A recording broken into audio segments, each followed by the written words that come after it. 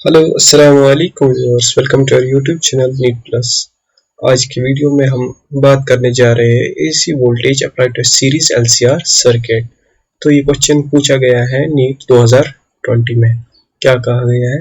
A series LCR circuit is connected to an AC voltage source. When L is removed from the circuit, the phase difference between the current and the voltage is pi by 3. If instead C is removed from the circuit, the phase difference is again pi by 3 between the current and the voltage. The power factor of the circuit is, तो एक LCR circuit दिया गया है, resistance, inductance and capacitance, और इसे एक AC source के साथ कनेक्ट किया गया है। That is resistance, this inductance and this is capacitance. तो क्या कहा गया है? पहले केस में कहा गया है कि L को रिमूव करेंगे तो ये क्या बच जाएगा? ये RC सर्किट बच जाएगा, RC। जब हम L को रिमूव करेंगे RC सर्किट बच जाएगा। और सेकंड केस में कहा गया है कि if instead C is removed, तो C को रिमूव करेंगे तो ये बच जाएगा RL सर्किट, और उसके कुछ कंडीशंस बताए गए हैं। जब ये RC सर्किट दिया गया है उस वक्त बताया गया है RL के वक्त कि the phase difference is pi is equal to pi by 3, और यहाँ पर भी बताया गया है pi is equal to pi by 3।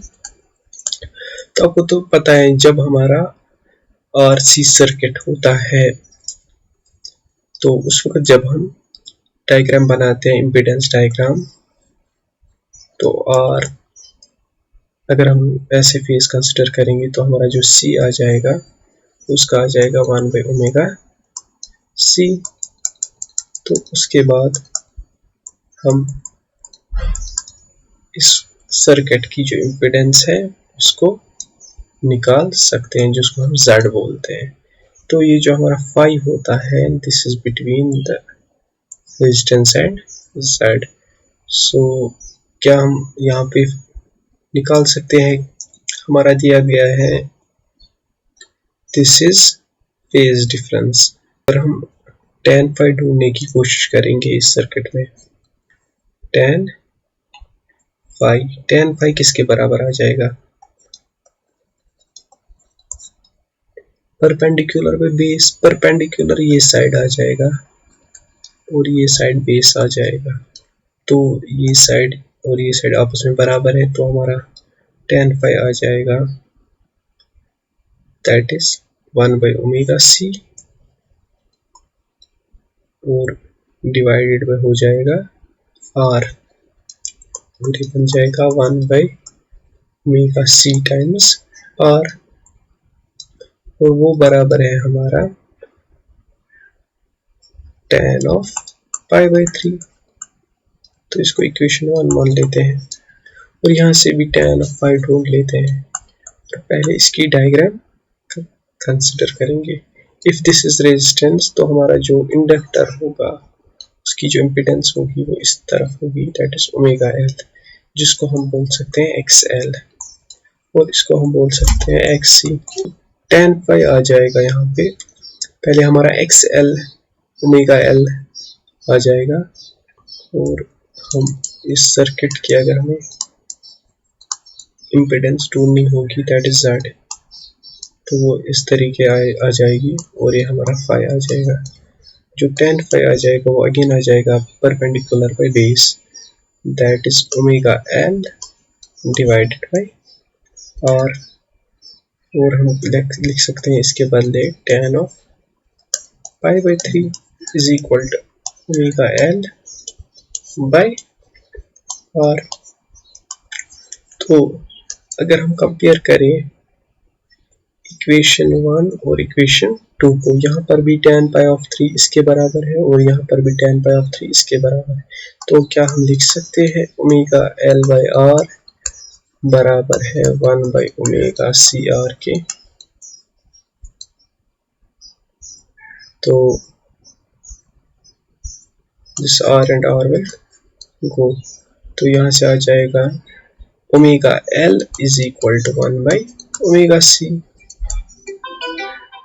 इसको अब हमें फर्दर नहीं करना है बिकॉज इसको हम बोल सकते हैं XL और इसको बोल सकते हैं XC। इसका मतलब है impedance of inductor is equal to the impedance of capacitor. Impedance of inductor is actually equal to impedance of capacitor। और ये किस सूरत में होता है? impedance of inductor is equal to impedance of capacitor। इसका मतलब है कि जो इसकी impedance है XL और इसकी impedance XC ये आपस में बराबर है। तो इस कंडीशन को हम बोलते हैं रेजोनेंस कंडीशन। Resonance condition. तो जब ये रेजोनेंस में हो तो इसका मतलब है ये सर्किट जो हमारा है रेजोनेंस में होता है और इस सर्किट को हम ट्रीट कर सकते हैं as a single resistance. Treat कर सकते हैं as a single resistance because जो इसकी ये इफेक्ट होता है इंडक्टर का वो कैंसिल करता है कैपेसिटर, या आपस के इफेक्ट्स को कैंसिल आउट कर देते हैं। तो जो हमारा नेट जो हमारा निकल रहा है resultant circuit, this is the resultant circuit because जो हमारी जो कंडीशन दी गई है उससे हमें प्रूव हो गया है कि XL बराबर है XC के, that is this is a circuit in resonance. तो अगर हमारा सर्किट सिंपल रेजिस्टर है, असल में ये सिंपल रेजिस्टर है, तो इसका जो वोल्टेज है वो अगर इस डायरेक्शन में होगी, इस फेज में होगी, तो इसकी करंट भी इसी फेज में होगी। तो जो हमारा फाई आ जाएगा वो 0 आ जाएगा, फाई हमारा 0 आ जाएगा। लेकिन हमें क्या पूछा गया? हमें पूछा गया है पावर फैक्टर। हमें तो फाई का पूछा नहीं गया है। Phi is only the phase of the circuit. हमें पावर फैक्टर का पूछा गया है। पावर फैक्टर बराबर होता है cos of phi, that is cos of the angle between voltage and current, वो बराबर होता है cos ऑफ। तो फाई को रिप्लेस करेंगे 0 and that is equal to 1, which means the power factor of this LCR circuit is 1। तो जो correct option है इस क्वेश्चन का that is option C. This is the correct option of this question. तो इस question से हमें क्या सीखने को मिला कि हमारा एक LCR सर्किट है, उसमें जो दिया गया था कुछ कंडीशंस दिए गए थे कि जब हम L को रिमूव करेंगे तो ये RC सर्किट बन जाएगा और उस वक्त फाई दिया था 5/3। सिमिलरली दूसरी कंडीशन दी गई थी जब C को रिप्लेस करेंगे ये हमारा RL सर्किट बन गया था और उस वक्त भी फाई हमारा 5/3 दिया गया था। तो हमने वहां से क्या tan फाई ढूंढा और वहां से इनको कंपेयर किया दो इक्वेशंस को। वहां से जो हमारी XL और XC निकल गई that is impedance of this inductor and impedance of this capacitor, वो आपस में बराबर आ गई।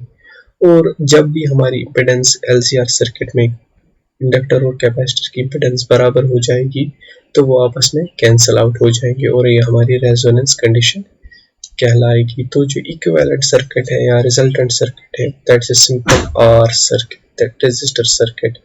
और आपको पता है कि एक रेजिस्टर सर्किट में वोल्टेज और करंट आपस में फेज में होते हैं, that is the phase between them is 0, in phase होते हैं। और अगर वो इन फेज होते हैं तो पावर फैक्टर ढूंढ सकते हैं that is phi of cos of 0, that is 1। So the correct option is option C। इसके बाद जो नेक्स्ट क्वेश्चन पूछा गया है that has been asked in NEET 2016। क्या कहा गया है? A circuit when compared to an AC source of 12 volt gives a current of 0.2 ampere. The same circuit when connected to a DC source of 12 volt gives a current of 0.4 ampere. The circuit is। तो एक circuit दिया गया है, कोई भी circuit दिया गया है और उसको हम कनेक्ट करते हैं। पहले तो करते हैं इधर हम सोर्स रखेंगे, सोर्स। अगर हम इसको, दिस इज अ सर्किट, अगर हम इसको DC सोर्स से कनेक्ट, पहले तो इसने AC सोर्स से कनेक्ट किया है, तो अगर हम इसको पहले AC सोर्स से कनेक्ट करेंगे तो बोल रहा है कि वोल्टेज 12 वोल्ट पे करंट दे रहा है 0.2 एम्पियर्स, और अगर हम डीसी पे इसको कनेक्ट करेंगे वोल्टेज पे 12 वोल्ट सेम वोल्टेज, तो करंट दे रहा है 0.4 एम्पियर्स। तो सेम वोल्टेज पे डिफरेंट करंट दे रहा है, इसका मतलब है कि हमारे सर्किट में या तो कैपेसिटर इंक्लूड है या तो इंडक्टर इंक्लूड है। प्योर आर नहीं हो सकता है, क्योंकि हमारी इम्पीडेंस, इसका मतलब है चेंज हो रही है, और इम्पीडेंस चेंज खाली एसी में होती है। तो क्या हम इस सर्किट का इम्पीडेंस ढूंढ सकते हैं? Z वो आ जाएगा V/I, और वो बन जाएगा 12/0.2, that is 60 ohms।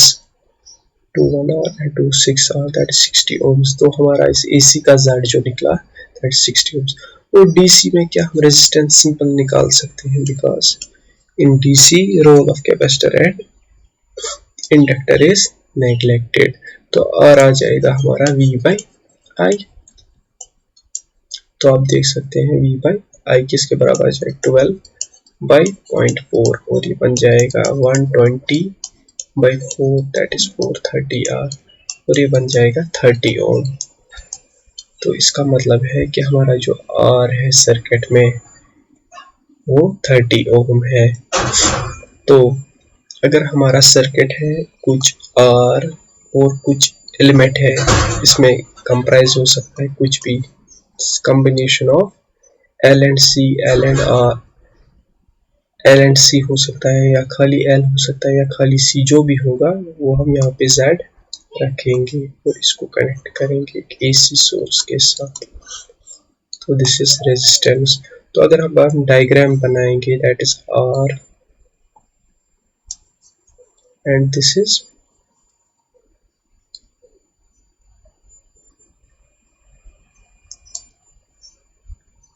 Z।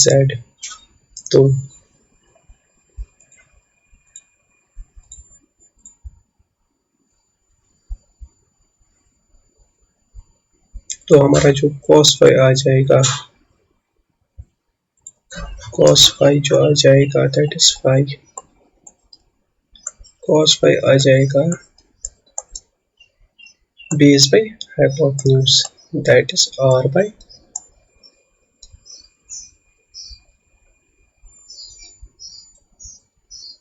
Z। असल में ये जो Z है ना, ये पूरा Z है, इन दो का कॉम्बिनेशन, इसको हम X बोलेंगे, दिस इज X, और ये X, और ये net impedance of circuit Z है।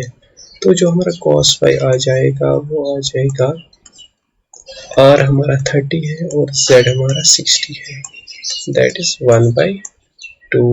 cos phi आ जाएगा cos इनवर्स ऑफ 1/2, और cos का 1/2 होता है, cos 1/2 होता है 60 डिग्री पे, that is phi is equal to 60 degree. इसका मतलब है जो इस सर्किट का फेज डिफरेंस है वो 60 डिग्री है, 60 डिग्री प्लस में आ रहा है, इसका मतलब है लीड है, lead 60 degree, lead by 60 degree. इसका मतलब है जो हमारी वोल्टेज है that leads current by 60 degree.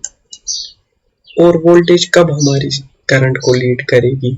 जब हमारा सर्किट में इंडक्टर प्रेजेंट होगा, इंडक्टर प्रेजेंट होगा। जब हमारे सर्किट में इंडक्टर प्रेजेंट होगा तभी तो हमारा वोल्टेज करंट को लीड करेगी। तो आपको अब देखिए इस क्वेश्चन का जो आंसर हमें आ जाएगा उस हिसाब से, that will be series LR circuit, because C cannot be present, only C cannot be present. अगर RC होगा तो ये लीड नहीं कर पाएगा, अगर सीरीज LC होगा तो उस वक्त भी लीड नहीं कर पाएगा। तो जो इसका करेक्ट आंसर है LCR में भी लीड नहीं कर रहा है, तो हमारा जो आंसर है दैट इज सीरीज LR। इसका मतलब है जो ये रेजिस्टेंस है दिस सर्किट, यहाँ पे जो इस सर्किट ये असल में बना है एक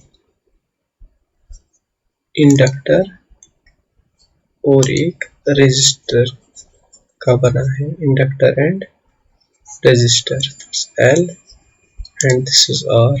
So we will take a simple revision of this question.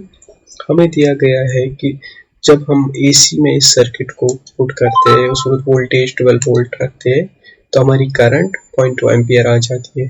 तो AC में हम इम्पीडेंस को फाइंड आउट करेंगे। सिमिलरली हम DC में भी हमें दिया गया है वोल्टेज एंड करंट, उसमें हम रेजिस्टेंस को फाइंड आउट करेंगे बिकॉज उसमें बाकी एलिमेंट का रोल नहीं होगा। तो जब हम R को फाइंड आउट करेंगे उसके बाद हम इम्पीडेंस डायग्राम का इस्तेमाल करेंगे that is R and this Z is net impedance of circuit, impedance of circuit. तो वहां से पहले हम इस डायग्राम पे देखेंगे कि जो हमारा Z है वो बना होगा किसी R एलिमेंट का और यहाँ पे जो एलिमेंट हमें अभी पता नहीं होगा जिसकी हमने इम्पीडेंस X रखी है। तो वहां से हम cos phi को पुट करेंगे that is R by Z, वहां से phi को निकालेंगे और वहां से हमारा phi पॉजिटिव आ रहा है। पॉजिटिव आने का मतलब है this is leading, that is voltage is leading current by 60 degree. So उसका मतलब है वोल्टेज कब हमारी करंट को लीड करती है, जब हमारी सर्किट में इंडक्टर प्रेजेंट होता है, नेट इंडक्टेंस प्रेजेंट होती है। तो हम ऑप्शंस को देख के हमारा जो करेक्ट आंसर आ जाता है दैट इज सी, उसमें प्रेजेंट नहीं होना चाहिए, that is series LR। So the correct option is option A। Hope आपको ये क्वेश्चन समझ आया होगा और please like and share my YouTube channel with your family and friends. Thank you.